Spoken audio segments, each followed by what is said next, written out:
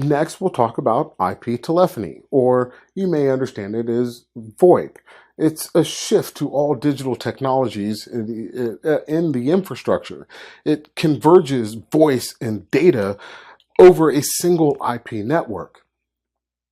Some of the advantages of VoIP are incoming calls can be selectively forwarded or blocked. So now an organization can downsize large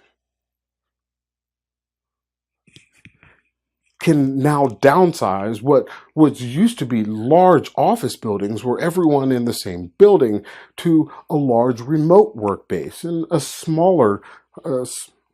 smaller office building, and yet still route all of those corporate telephone calls, for instance, to a remote worker's house.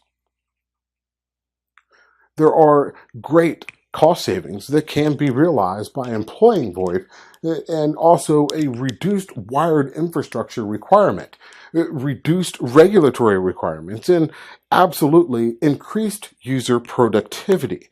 Many studies have found that remote workers or teleworkers are oftentimes 3 and 4 times more productive when working from home via rather an office setting.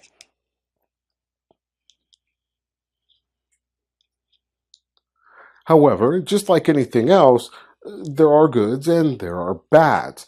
Some of the VoIP vulnerabilities that you should be familiar with are some of the operating systems, such as soft phones that operate on standard PCs that are vulnerable to operating system attacks. The VoIP protocols themselves have many common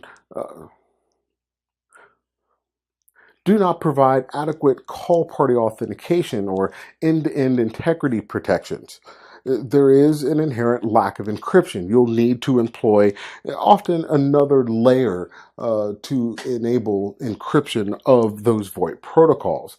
And of course, spam.